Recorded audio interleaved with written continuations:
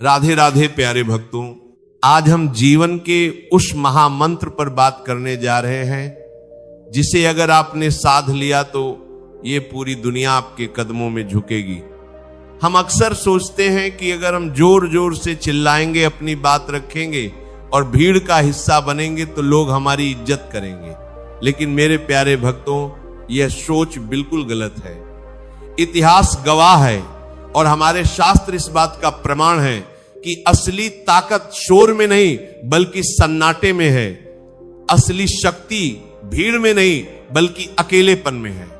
आज का विषय आपके जीवन को बदलने वाला है। मौन रहो और अकेले रहो। देखिए कैसे ये दुनिया आपके पीछे पीछे आती है। सबसे पहले यह समझ लीजिए कि मौन कोई कमजोरी नहीं है। मौन एक तपस्या है, एक साधना है। जब आप चुप रहते हैं तो आप दुनिया को सुनने का मौका देते हैं और उससे भी बड़ी बात, आप खुद को सुनने का मौका देते हैं। हम दिन भर इतना बोलते हैं, इतना शोर मचाते हैं कि हमारी अपनी अंतरात्मा की आवाज उस शोर में दब जाती है। भगवान हमसे कुछ कहना चाहते हैं लेकिन हम अपनी बकवास में इतने व्यस्त हैं कि हमें उनकी आवाज सुनाई ही नहीं देती। मेरे प्यारे भक्तों, शेर को देखिए।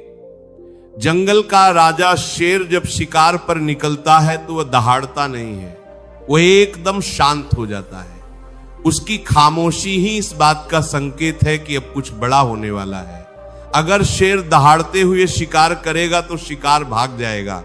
वैसे ही अगर आप अपने सपनों के बारे में, अपनी योजनाओं के बारे में सबको बताते फिरेंगे तो आप अपनी ऊर्जा खो देंगे और जो लोग आपसे जलते हैं वे आपके रास्ते में कांटे बिछा देंगे। इसलिए अपनी जुबान को बंद रखिए और अपने कर्म को बोलने दीजिए। मैं आपको इस विषय पर एक बहुत ही सुंदर और शिक्षाप्रद कहानी सुनाता हूं। इसे बहुत ध्यान से सुनिएगा। ये कहानी आपके जीवन को देखने का नजरिया बदल देगी। एक बार एक किसान था। वह अपने खेत में बने एक अनाज के गोदाम में काम कर रहा था। काम करते करते अचानक उसकी कलाई घड़ी कहीं गिर गई। वह घड़ी उसके लिए बहुत कीमती थी क्योंकि वह उसके पिताजी की आखिरी निशानी थी। किसान बहुत परेशान हो गया। उसने भूसे के ढेर में अनाज की बोरियों के बीच हर जगह उस घड़ी को ढूंढा लेकिन घड़ी नहीं मिली। थक हार कर उसने देखा कि गोदाम के बाहर कुछ बच्चे खेल रहे हैं। उसने बच्चों को बुलाया और कहा कि जो भी मेरी खोई हुई घड़ी ढूंढ कर लाएगा मैं उसे इनाम दूंगा। इनाम का नाम सुनते ही सारे बच्चे जोश में आ गए। वे सब गोदाम के अंदर घुस गए और घड़ी ढूंढने लगे। किसी ने भूसा इधर उधर फेंका, किसी ने बोरियां हटाई। बच्चों ने बहुत शोर मचाया, बहुत हंगामा किया। घंटों बीत गए लेकिन किसी को भी वह घड़ी नहीं मिली। शाम हो गई और किसान निराश हो गया। उसने बच्चों से कहा कि ठीक है, तुम लोग जाओ, अब घड़ी नहीं मिलेगी। बच्चे चले गए। किसान भी गोदाम बंद करके जाने ही वाला था कि तभी एक छोटा सा बच्चा वापस आया। उसने किसान से कहा कि बाबा, क्या आप मुझे एक मौका और देंगे? मैं अकेले अंदर जाकर घड़ी ढूंढना चाहता हूं। किसान ने सोचा कि जब इतने सारे बच्चे मिलकर नहीं ढूंढ पाए तो ये अकेला क्या कर लेगा। फिर भी उसने सोचा चलो एक आखिरी कोशिश कर लेते हैं। किसान ने उस बच्चे को अंदर जाने दिया। बच्चा गोदाम के अंदर गया और बिल्कुल चुपचाप एक कोने में बैठ गया। उसने कोई शोर नहीं मचाया, कोई भूसा नहीं फेंका। वो बस आंखें बंद करके शांत बैठ गया। थोड़ी देर बाद वो बच्चा बाहर आया और उसके हाथ में वो घड़ी थी। किसान हैरान रह गया। उसने पूछा कि बेटा, ये चमत्कार कैसे हुआ? सैकड़ों बच्चों ने मिलकर पूरा गोदाम छान मारा, उन्हें नहीं मिली, और तूने इतनी आसानी से कैसे ढूंढ ली? तब उस बच्चे ने जो जवाब दिया वह मेरे प्यारे भक्तों हम सबके लिए एक सबक है। बच्चे ने कहा कि बाबा, मैंने कुछ नहीं किया, मैं बस अंदर गया और शांत होकर बैठ गया। जब सब बच्चे शोर मचा रहे थे तो घड़ी की आवाज सुनाई नहीं दे रही थी, लेकिन जब मैं शांत बैठा और पूरा सन्नाटा छा गया तो मुझे उस घड़ी की टिक टिक की आवाज सुनाई दी। मैंने बस उस आवाज का पीछा किया और घड़ी मुझे मिल गई। भक्तों, ये कहानी हमें सिखाती है कि हमारे जीवन की जो शांति खो गई है, जो ईश्वर खो गया है, वह शोर शराबे में नहीं मिलेगा। हम दुनिया भर में सुख ढूंढ रहे हैं, रिश्तों में ढूंढ रहे हैं, पैसों में ढूंढ रहे हैं, हम शोर मचा रहे हैं, लेकिन हमें कुछ नहीं मिल रहा। जिस दिन आप उस बच्चे की तरह अकेले और शांत होकर बैठ जाएंगे, उस दिन आपको अपनी अंतरात्मा की टिक टिक सुनाई देगी। उस दिन आपको परमात्मा की आवाज सुनाई देगी। समाधान बाहर के शोर में नहीं है, समाधान भीतर की शांति में है। श्री कृष्ण भगवत गीता में कहते हैं कि जो मनुष्य वाणी के वेग को रोक लेता है, उसने आधी दुनिया जीत ली। हमारी आधी ऊर्जा बोलने में खर्च होती है। जब आप मौन रहते हैं तो वो ऊर्जा जमा होती है और आपके चेहरे पर तेज बनकर चमकती है। मौन रहने वाले व्यक्ति के पास एक अलग ही आभा होती है। जब वह बोलता है तो दुनिया सुनती है, और जो हर वक्त बोलता रहता है उसकी बात को कोई गंभीरता से नहीं लेता। अब बात करते हैं अकेले रहने की। लोगों को अकेलेपन से बहुत डर लगता है। उन्हें लगता है कि अगर मेरे साथ कोई नहीं है तो मैं बेचारा हूं। लेकिन सच तो यह है कि भीड़ कमजोरों का सहारा होती है। शेर हमेशा अकेला चलता है, बाज हमेशा अकेला उड़ता है, कबूतर और भेड़ें झुंड में चलती हैं। आपको तय करना है कि आपको आसमान का राजा बाज बनना है या जमीन पर रेंगने वाली भेड़। मेरे प्यारे भक्तों, अकेलेपन और एकांत में बहुत बड़ा फर्क है। अकेलापन वो है जब आप दुनिया को याद करके रोते हैं कि कोई मेरे पास नहीं है, और एकांत वो है जब आप खुद के साथ खुश होते हैं, जब आपको किसी की जरूरत नहीं होती, जब आप अपने भीतर के परमात्मा से जुड़ जाते हैं। आप इतिहास उठाकर देख लीजिए, भगवान राम 14 साल वनवास में रहे, उस एकांत ने उन्हें मर्यादा पुरुषोत्तम बना दिया। पांडव 12 साल वनवास और 1 साल अज्ञातवास में रहे, उस अकेलेपन ने उन्हें इतना शक्तिशाली बना दिया कि उन्होंने कौरवों की विशाल सेना को हरा दिया। महात्मा बुद्ध अकेले निकले थे, महावीर स्वामी अकेले चले थे, चाणक्य ने अकेले ही एक साधारण बालक को सम्राट बना दिया। जब आप अकेले होते हैं तब आपका असली निर्माण होता है। जैसे एक बीज को पेड़ बनने के लिए जमीन के अंदर अंधेरे और अकेलेपन में रहना पड़ता है। अगर बीज कहे कि मुझे डर लगता है, मैं बाहर ही रहूंगा, तो वो कभी पेड़ नहीं बन पाएगा, वो सूख जाएगा। वैसे ही अगर आप भीड़ का मोह नहीं छोड़ेंगे तो आप एक साधारण इंसान बनकर रह जाएंगे। अगर आपको महान बनना है तो आपको कुछ समय के लिए दुनिया से कटकर अपने आप को तराशना होगा। अकेले रहने का मतलब ये नहीं है कि आप सबसे नफरत करें या सन्यासी बन जाएं। इसका मतलब है कि आप अपनी खुशियों के लिए दूसरों पर निर्भर न रहें। हम अक्सर दूसरों से उम्मीद लगाते हैं कि वह मुझे खुश रखेगा, वह मेरा साथ देगा, और जब वह उम्मीद टूटती है तो हम बिखर जाते हैं। लेकिन जो इंसान अकेले चलना सीख लेता है उसे कोई नहीं तोड़ सकता, क्योंकि उसकी खुशियों की चाबी उसकी अपनी जेब में होती है। मौन और एकांत एक ऐसा हथियार है जो आपके दुश्मनों को भी परास्त कर सकता है। जब कोई आपकी निंदा करे, जब कोई आपको उकसाए, तो उसे जवाब मत दीजिए, बस मौन हो जाइए और उसकी तरफ देखकर मुस्कुरा दीजिए। आपकी चुप्पी उसे अंदर तक जला देगी, उसे समझ नहीं आएगा कि आप क्या सोच रहे हैं। आप रहस्यमयी बन जाएंगे और दुनिया रहस्यमयी चीजों के पीछे भागती है। खुली किताब को तो हर कोई पढ़कर रद्दी में फेंक देता है।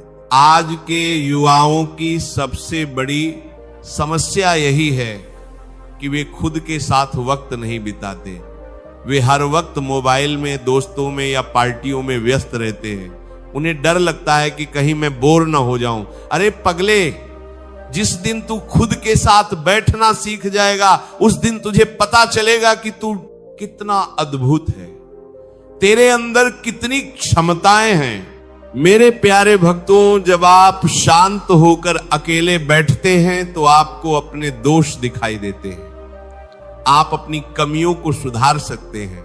भीड़ में तो हम दूसरों की कमियां निकालने में लगे रहते हैं। कबीर दास जी कहते हैं कि बुरा जो देखन में चला, बुरा न मिलिया कोय, जो दिल खोजा अपना मुझसे बुरा न कोय। ये ज्ञान भीड़ में नहीं मिलता, ये ज्ञान एकांत में मिलता है। आप समंदर की तरह बनिए, ऊपर से शांत और अंदर से गहरा। नदी शोर मचाती हुई बहती है क्योंकि वह उथली होती है, लेकिन सागर शांत रहता है क्योंकि वह गहरा है और विशाल है। जो इंसान अंदर से खाली होता है वो बहुत बोलता है, अपनी तारीफें करता है, लेकिन जो अंदर से ज्ञान और अनुभव से भरा होता है वो शांत रहता है। उसकी उपस्थिति ही काफी होती है। जिस दिन आप लोगों की परवाह करना छोड़ देंगे और अपनी धुन में मस्त रहना सीख लेंगे, उस दिन दुनिया आपके पीछे आएगी। दुनिया उसी के पीछे भागती है जिसे दुनिया की परवाह नहीं होती। जो लोग दुनिया को खुश करने में लगे रहते हैं, दुनिया उन्हें नौकर समझती है, और जो अपनी शर्तों पर जीते हैं, दुनिया उन्हें बादशाह मानती है। सूर्य को देखिए, वह अकेला आता है, उसे किसी के साथ की जरूरत नहीं है। वह अपने तेज से जलता है और पूरी दुनिया को रोशन करता है। आप भी अपने कर्मों से जलना सीखिए, संघर्ष की आग में अकेले तपना सीखिए। अक्सर बुरे वक्त में हम लोगों के सामने रोते हैं, अपना दुखड़ा सुनाते हैं, यह सबसे बड़ी गलती है। अपने आंसू कभी किसी को मत दिखाना, लोग आपके आंसुओं का मोल नहीं समझेंगे, वे आपको पक्की पीठ पीछे आपका मजाक उड़ाएंगे। अपने आंसू सिर्फ उस परमात्मा को दिखाओ जो तुम्हारे दिल में बैठा है, वह तुम्हें शक्ति देगा। मौन रहना सीखो, जब भी गुस्सा आए चुप हो जाओ, जब भी कोई अपमान करे चुप हो जाओ। ये चुप्पी कायरता नहीं है, ये धैर्य है। समय को जवाब देने दो। वक्त का तमाचा जब पड़ता है तो उसकी गूंज बहुत दूर तक जाती है। आपकी जुबान से दिया गया जवाब लोग भूल जाएंगे, लेकिन आपकी सफलता से दिया गया जवाब लोग सदियों तक याद रखेंगे। अपने आप को इतना कीमती बनाओ कि लोग आपसे मिलने को तरसे, और यह तब होगा जब आप हर जगह उपलब्ध नहीं रहेंगे। जो चीज बाजार में हर जगह मिल जाती है उसकी कीमत कम हो जाती है, और जो चीज दुर्लभ होती है लोग उसकी मुंह मांगी कीमत देते हैं। अपनी उपलब्धता कम करो, अपने काम में ध्यान लगाओ। आज से एक संकल्प लो, रोज कम से कम आधा घंटा बिल्कुल अकेले और शांत बैठोगे। न मोबाइल, न टीवी, न कोई किताब, सिर्फ तुम और तुम्हारा ईश्वर। अपनी सांसों को देखो, अपने विचारों को देखो। तुम पाओगे कि तुम्हारे अंदर एक ऊर्जा का स्रोत फूट रहा है। तुम्हारी सारी चिंताएं धुआं बनकर उड़ जाएंगी। ये दुनिया एक बाजार है, यहां हर कोई कुछ न कुछ बेचना चाहता है। कोई अपने विचार बेचना चाहता है, कोई सामान बेचना चाहता है। इस शोरगुल से खुद को बचाओ, अपनी आत्मा की रक्षा करो। जब आप अकेले चलने का साहस करते हैं तो शुरू में रास्ता मुश्किल लगता है, लोग डराते हैं, लेकिन जैसे जैसे आप आगे बढ़ते हैं रास्ते अपने आप बनते चले जाते हैं और एक दिन आप शिखर पर पहुंच जाते हैं। याद रखिए, पहाड़ की चोटी पर भीड़ नहीं होती, वहां जगह कम होती है, इसलिए वहां वही पहुंचता जो अकेले चलने की हिम्मत रखता है। नीचे तलहटी में तो मेला लगा रहता है। आपको तय करना है कि आपको मेले में खो जाना है या शिखर पर झंडा फहराना है। ईश्वर ने आपको अद्वितीय बनाया है, आपके जैसा दूसरा कोई नहीं है। फिर आप दूसरों की नकल क्यों करते हैं? भीड़ का हिस्सा क्यों बनते हैं? अपनी अलग पहचान बनाइए, और अलग पहचान तभी बनेगी जब आप अलग चलेंगे। मौन सबसे बड़ा संवाद है। जब आप भगवान की मूर्ति के सामने जाते हैं तो क्या मूर्ति बोलती है? नहीं, वह मौन रहती है, फिर भी आपको शांति मिलती है, क्योंकि उस मौन में एक दिव्य शक्ति है। आप भी उस दिव्यता को अपने भीतर जगाइए। तो मेरे प्यारे भक्तों, डरना छोड़ो, अकेलेपन को अपना दोस्त बनाओ। ये तुम्हें कभी धोखा नहीं देगा। इंसान धोखा दे सकता है, लेकिन एकांत तुम्हें हमेशा खुद से मिलाएगा। मौन को अपना हथियार बनाओ, ये तुम्हें हर युद्ध जिताएगा।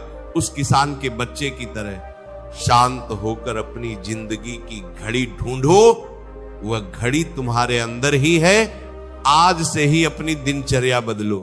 फालतू की बातों में समय बर्बाद करना बंद करो, गप्पे लड़ाना बंद करो, अपने लक्ष्य पर ध्यान दो। बगुले की तरह ध्यान लगाओ।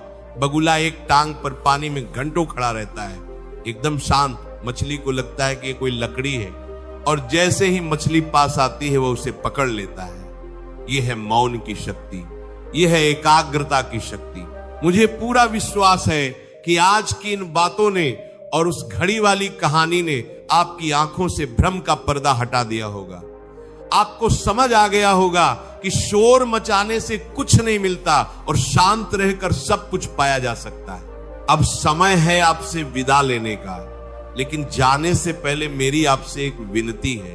अगर आपको आज का यह वीडियो प्रेरणादायक लगा हो, अगर आप